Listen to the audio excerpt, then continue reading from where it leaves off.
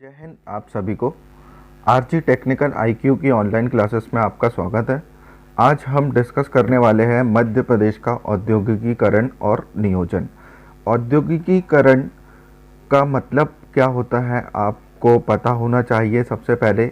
अच्छा, मेरी आपसे एक रिक्वेस्ट है कि वीडियो आखिरी तक देखिएगा, क्योंकि इस संबंधित टॉपिक में हम एक से एक और बहुत से अच्छे इम्पॉर्टेंट क्वेश्चन कवर करने वाले हैं और इसके आने वाले सभी पार्ट देखिएगा। चलिए चालू करते हैं। औद्योगिकीकरण क्यों आवश्यक है, औद्योगिकीकरण होता क्या है, यह हमें सबसे पहले पता होना चाहिए। तो किसी भी राज्य की जीडीपी को यदि आपको बढ़ाना है, उसे ग्रोथ करना है, तो औद्योगों का विकास होना अनिवार्य है। इसीलिए विश्व में औद्योगिकी क्रांति आई थी। 1760 में विश्व में ब्रिटेन से चालू हुई थी औद्योगिक क्रांति।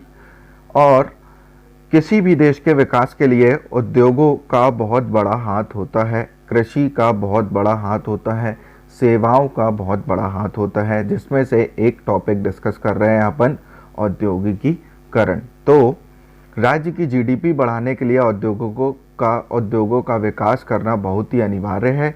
मध्य प्रदेश में खनिज की दृष्टि से बहुत ही संपन्न राज्य है। यह देखा जाता है मध्य प्रदेश में 30 प्रकार के खनिज पाए जाते हैं, जिसमें से 25 प्रकार के खनिजों का उत्खनन होता है। अच्छा, आपने औद्योगिकीकरण की जब बात हो रही है तो मैं आपको बता दूं कि अर्थव्यवस्था को में दो चीज़ें आती हैं, एक विकासशील और एक विकसित देश। विकसित देश वो देश होते हैं जिन्होंने अपने औद्योगिक और अपने खाद्यान्नों का, अपने खनिजों का पूर्ण रूप से उपयोग कर लिया है और नए नए खनिजों को वो खोज रहे हैं। और विकासशील देश वो होते हैं जो अंडर डेवलपिंग कंट्रियाँ होती हैं, इन्होंने पूरी तरीके से अपना खनिजों का इस्तेमाल नहीं किया है। ठीक है, तो वह जो देश होते हैं वो कौन से देश होते हैं? विकासशील देश होते हैं। अब इसी परिप्रेक्ष्य में हम आगे बढ़ते हुए देखते हैं कि मध्य प्रदेश जो है खनिज की दृष्टि से बहुत संपन्न है। क्वेश्चन आता है कि मध्य प्रदेश में कितने प्रकार के खनिज पाए जाते हैं, तो इसका उत्तर है 30 प्रकार के खनिज मध्य प्रदेश में पाए जाते हैं। फिर एक सवाल आता है कि मध्य प्रदेश में कितने प्रकार के खनिजों का उत्खनन होता है, तो 25 प्रकार के खनिजों का उत्खनन होता है। फिर भी हम यह देखते हैं कि हमारा जो मध्य प्रदेश है यह अर्थव्यवस्था के मामले में पिछड़ा हुआ देश है, राज्य है अन्य राज्यों की अपेक्षा। जैसे मध्य प्रदेश का जो लकी नंबर होता है मैंने आपको बता के रखा है कि 5 है। तो हम यहाँ देखेंगे कि मध्य प्रदेश में जो निवेश किया जाता है वह मध्य प्रदेश का पूरे भारत में कौन सा नंबर है, तो कौन सा रैंक है? 5वां रैंक है मध्य प्रदेश का, लकी नंबर 5। तो इसलिए रैंक से भी रिलेट कर दिया हमने, क्या? 5। ठीक है, अधिकतर चीज़ें हम इसी अंकों से याद करेंगे।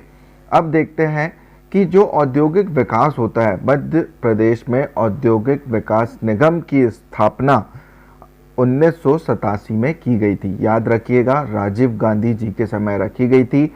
वो बहुत पढ़े लिखे प्रधानमंत्री थे, बाहर से पढ़ के आए थे, उन्हें पता था कि मैं अपने यहाँ पर्यावरण और आईटी सेक्टर जैसे उद्योगों को बढ़ाऊंगा तो ही हमारे देश का विकास होगा। इसीलिए उन्होंने 87 में, कब? 87 में औद्योगिक विकास निगम लेकर आए थे।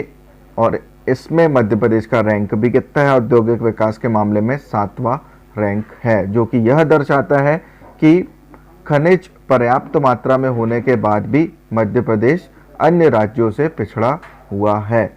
यह देखा जाए कि 2017 और 18 की जो जीडीपी है उसमें मध्य प्रदेश की जीडीपी में खनिज क्षेत्र का कितना प्रतिशत हिस्सेदारी रही है, तो वह 24.50, मतलब 24.5% की साझेदारी रही है।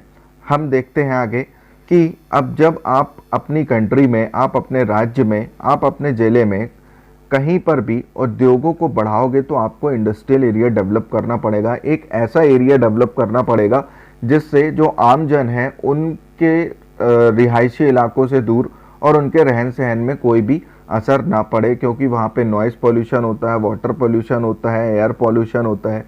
इसको देखते हुए मध्य प्रदेश में इंडस्ट्रियल एरिया डेवलप किए गए। Total 26 industrial area Madhya Pradesh सरकार द्वारा घोषित किए गए हैं, जिसमें से 6 मध्य प्रदेश में केंद्र सरकार द्वारा घोषित किए गए हैं। ठीक है, और ये जो 6 हैं इसका कोड है पी क्यूब और एम क्यूब। क्या कोड है? पी क्यूब और एम क्यूब।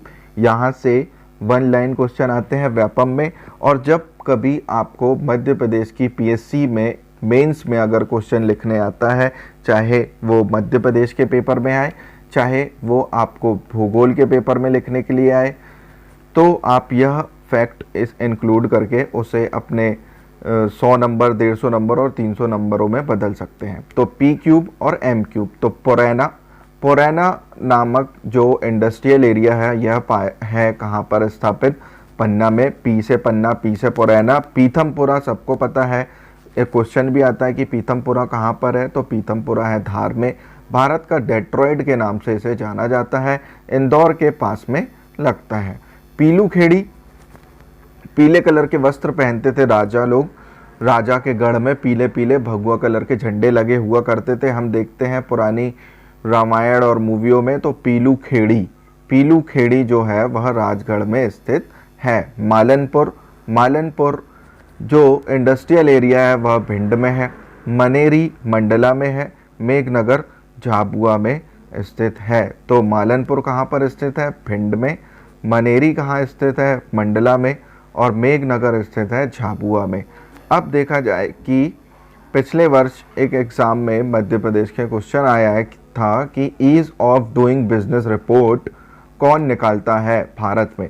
तो औद्योगिक संवर्धन विभाग। कौन सा विभाग? औद्योगिक संवर्धन विभाग ease of doing business report निकालता है। और यह इस रिपोर्ट में मध्य प्रदेश का जो नंबर है वह 7वां नंबर है। औद्योगिक विकास में ही जब मध्य प्रदेश का नंबर 7वां है, तो औद्योगिक संवर्धन में भी मध्य प्रदेश का कौन सा नंबर होगा? 7वां ही नंबर होगा। ईज ऑफ डूइंग बिजनेस में मध्य प्रदेश का कौन सा नंबर है? 7वां रैंक है। औद्योगिक एरिया को देखते हुए मध्य प्रदेश में कुछ औद्योगिक कॉम्प्लेक्स भी डेवलप किए गए हैं। यह मुख्य रूप से 4 हैं वर्तमान में औद्योगिक कॉम्प्लेक्स। पहला है इलेक्ट्रॉनिक, दूसरा है लेदर, तीसरा स्टेनलेस स्टील और चौथा है agro complex, electronic complex, leather complex, stainless steel complex. अब सवाल ये आता है कि इलेक्ट्रॉनिक कॉम्प्लेक्स कहाँ पर स्थित है, लेदर कॉम्प्लेक्स कहाँ पर स्थित है, स्टील कॉम्प्लेक्स कहाँ पर स्थित है, एग्रो कॉम्प्लेक्स कहाँ पर स्थित है। तो ई से इलेक्ट्रॉनिक्स और ई से इंदौर। तो इलेक्ट्रॉनिक कॉम्प्लेक्स कहाँ पर स्थित हो गया? इंदौर में। लेदर का मतलब होता है चमड़ा। लेदर का जो काम होता है इंसुलेशन के लिए किया जाता है। इंसुलेशन का मतलब ये होता है कि आपने तारों की जो क्लोटिंग देखी होगी वो किससे की जाती है? प्लास्टिक से की जाती है। और इसी तरह लेदर भी होता है जिससे इंसुलेशन किया जाता है और उससे करंट नहीं लगता है। ठीक है, तो लेदर मतलब चमड़ा, और चमड़ा पहन के कहाँ नहीं जाते? देवों के घर, देवास। अब आता है जो अगला स्टेनलेस स्टील। सा से एस से स्टार्ट होता है स्टेनलेस, एस से स्टील और एस से सागर। तो स्टेनलेस स्टील कॉम्प्लेक्स कहाँ पर स्थित है? सागर में स्थित है। अगला जो है एग्रो कॉम्प्लेक्स। एग्रो कॉम्प्लेक्स जो स्थित है छिंदवाड़ा में स्थित है। छिंदवाड़ा में सबसे ज़्यादा मक्का होता है, कॉर्न सिटी के नाम से इसे जाना जाता है। कुछ अन्य कारखाने जैसे नेपानगर में अखबारी कागज़ बनाने का कारखाना। नेपानगर में जो अखबारी कागज़ बनाने का कारखाना है यह मध्य प्रदेश का पहला कागज़ उद्योग में बनाया जाने वाला कारखाना है जिसमें अखबारी कागज़ बनाए जाते हैं। इसी तरह डीजल इंजन इंदौर में है। और नोट छपाई का जो कारखाना है, यहाँ नोट छापे जाते हैं, वह है देवास में। देवों को नोट चढ़ते हैं भगवान को, तो नोट छापने का जो कारखाना है वो कहाँ पर स्थित है? देवास में स्थित है। इन सब आदि विवरणों से यह स्पष्ट होता है कि जो मध्य प्रदेश में खनिज संपन्नता होने के बाद भी पीछे है, तो लगातार निरंतर मध्य प्रदेश में उद्योगों का जो डेवलपमेंट हो रहा है उससे अर्थव्यवस्था और भी मजबूत बनती है। अब आगे इसे और डिटेल में समझते हैं कि कुछ विदेशियों की सहायता से, विदेशों की सहायता से जो मध्य प्रदेश में कॉम्प्लेक्स लगाए गए हैं, कारखाने लगाए गए हैं, वह कौन कौन से हैं। तो सबसे पहले स्टार्ट करते हैं BHEL। BHEL जो है यह भोपाल में स्थित है, Bharat heavy electrical limited. Bharat heavy electrical limited का काम ये है कि यह इंजीनियरिंग में मैकेनिक्स, इलेक्ट्रॉनिक्स और इलेक्ट्रिकल के हैवी मशीनरियाँ बनाता है। यह महारत्न कंपनियों में से एक है। अगर महारत्न कंपनियों की बात की जाए तो भारत में कितनी महारत्न कंपनी है? यह है, भारत में महारत्न कंपनियां हैं कितनी?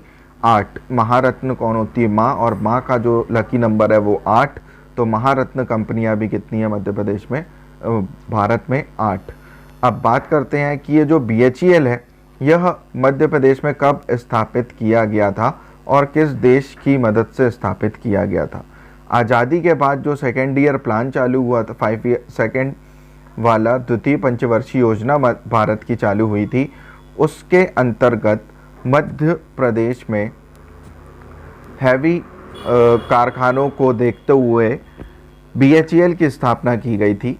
क्योंकि हम यह जानते हैं कि भारत की प्रथम पंचवर्षीय योजनाओं का उद्देश्य क्या था? कृषि। और जब कृषि में ध्यान दिया तो हमने किसकी तरफ ध्यान दिया था? उद्योगों में। तो सेकेंड में ध्यान दिया था उद्योगों में, तो उद्योगों में मध्य प्रदेश में एक ये था BHEL, महारत्न कंपनियों में स्थापित है। द्वितीय पंचवर्षीय योजना के तहत यह खोला गया था 1964। आपको पता होगा कि 1964 में जवाहरलाल नेहरू जी की मृत्यु हुई थी और मध्य प्रदेश में IDVV इंजीनियरिंग कॉलेज भी खोला था और मध्य प्रदेश में जवाहरलाल नेहरू कृषि विश्वविद्यालय भी खोला गया था। B से भारत, B से ब्रिटेन और B से BHEL। तो ये यहाँ से आप याद कर सकते हैं कि ब्रिटेन की मदद से मध्य प्रदेश में क्या खोला गया? BHEL खोला गया था। अब देखते हैं, एक नेशनल फर्टिलाइज़र उद्योग मतलब उर्वरक से संबंधित है। यह खोला गया है गुना में 1984 में। यह खोला गया है किस देश की मदद से? इटली और USA की मदद से खोला गया है। अब इसे याद कैसे करेंगे?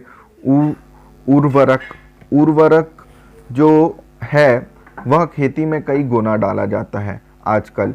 हरित क्रांति का एक सबसे बड़ा डीमेरिट ये था, फ़ायदे तो बहुत हुए लेकिन सबसे बड़ा डीमेरिट ये था कि तरह तरह के उर्वरकों का भरपूर प्रयोग किया गया, जिसके कारण खेती से निकलने वाला पानी ज़मीन में और नदियों में जाकर मिलता था और वह उस पानी को अशुद्ध करता था, जिससे आमजन और प्राणियों में विभिन्न प्रकार के रोग भी उत्पन्न होते थे।